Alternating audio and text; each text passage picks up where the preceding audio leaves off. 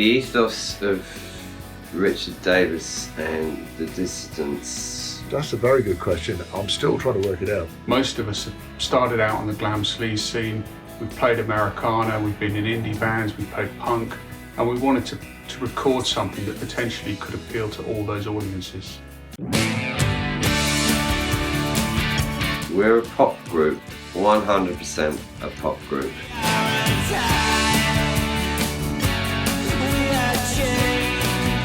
I signed the band because I heard the record, or at least an early version of it.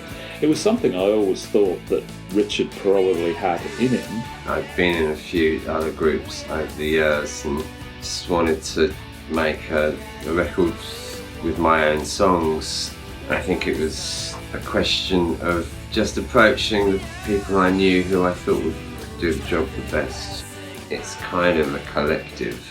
I was in the local pub and this forge behind me complimented me on my shoes. I looked round, it was Richard, and by the end of the evening he was asking me to play the bass on his next record.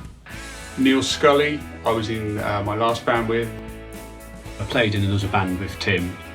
Tim asked me to do a session with this band and that went really well, so in the end I ended up joining. He is just ridiculously talented, very, very solid piano player, great on the Hammond. Chris Cannon is, I think, just one of the nicest guys you could meet. Doesn't say a lot. If he does speak, it's either very dry humour. Well, Neil's a bit intimidating. Or very, very interesting. Richard wanted to live somewhere because he'd had too much to drink and invited me to drum the record that he was making because no one else wanted to be around him for a very long period of time. As a drummer, he's just the most solid, creative, innovative drummer you could play with. Tim's alright. Chris, absolutely, is a pleasure to be part of the rhythm section. Rich is a nightmare. Rich Davies is just the coolest guy to work with. He's very, very laid back, the most easygoing guy I've ever worked with. And Nick's just really friendly and talks a lot. He not only plays guitar, but he also records the albums and he's a really multi-talented guy. He's a ridiculously talented musician. He can turn his hand to any instrument, including the ones that we all play, and do it to a really high standard. Rich came to me initially to talk about recording the pop project, and in the process he said, well, do you want to be the lead guitar player in the band? And I sort of went, yeah, all right.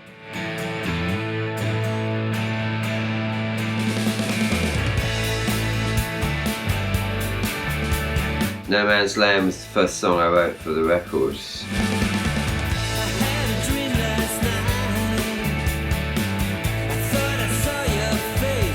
It kind of set a direction, it set a tone, and I think in that regard it's one of the most important songs on the record, and I really played my heart out on the guitar on that. I think when COVID-19 hit, it just destroyed the music industry. Hey boy, you gotta get hunted down. We thought about postponing the release of Human Traffic, but I talked to Nick at the record company and he was quite keen on putting it out, and he was proved right. It's like a jungle out there. I think simply for momentum, it was important to have the record out there. Even if the band couldn't play gigs, there was a sense of something happening and a buzz beginning. The way of the wild, the way of the wild, the way of the wild. As a musician, you're naturally creative, so it was that shift from we can't go out, we can't tour, we can't play live, what can we do? And that's when we started making the videos, and we got really quite creative, worked with some great people, and I think we've got quite an online presence. 21st century man, 21st century. I think 21st Century Man has a real immediacy to it. And too much is never enough. You gotta get some more of that stuff. It's about listening to new voices, I think.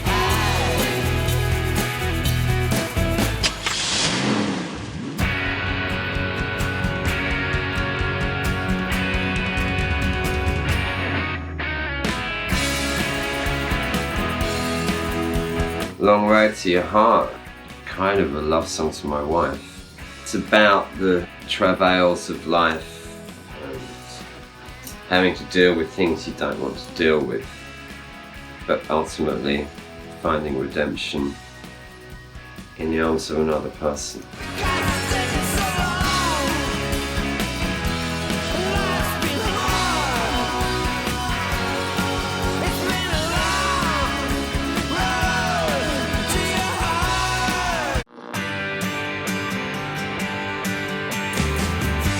Davies is a very old song.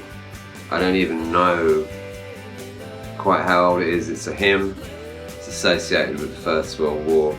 It's a very interesting interpretation of a cover. I love the tune, so we did it. And my wife's singing on it. She does a lovely job.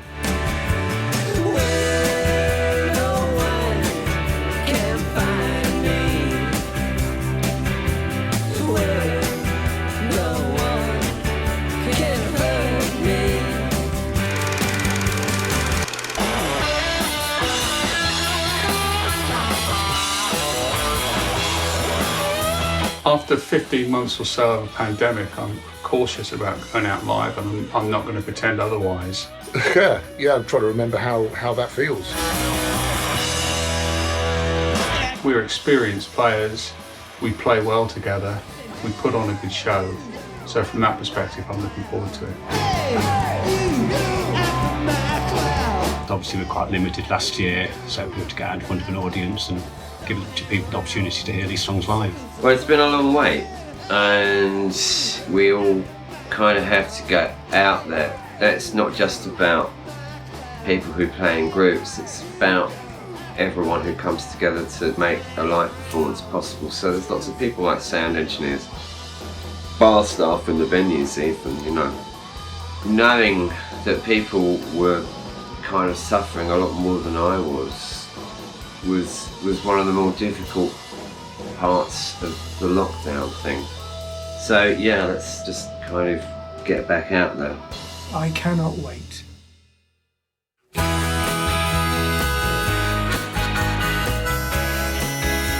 What did I do during lockdown? I think just like everybody else, I just watched the TV in my pyjamas. But I wrote what hopefully will become a good second record. I spent a lot of time writing in my pyjamas.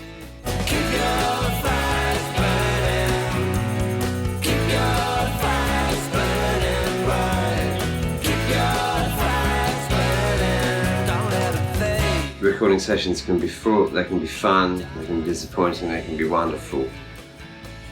Just depends on the alignment of the stars. When we were making Human Traffic, we were listening to pretty much everything from David Bowie's Low to television's Marquee Moon, Rocket to Russia by the Ramones, just a range of different music. And we wanted to put out a record that would sit alongside those albums and nobody would query that. My friend Lindsay Hutton put it very well when he said, these guys have done the seemingly impossible. They've made a real rock and roll album with real songs and all the trimmings.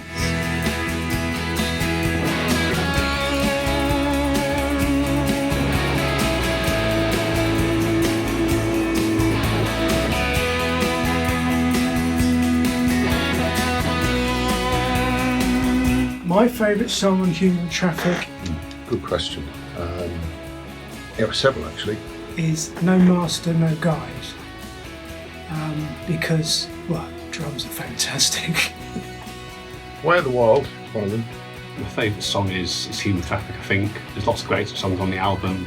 Probably one stands out, really great songwriting, I think. Oh God, I can't remember the bloody song. Very hard to pick a favourite when you've written most of them. Genuinely, every single song has been my favourite at one point or another. I think the great thing about Human Traffic was it was very much set up to be a pop album where any song could be a single. I don't want to in the slightest get involved in some heritage rock or some kind of wood-hewn authenticity. I just, personally speaking, want to make pop records.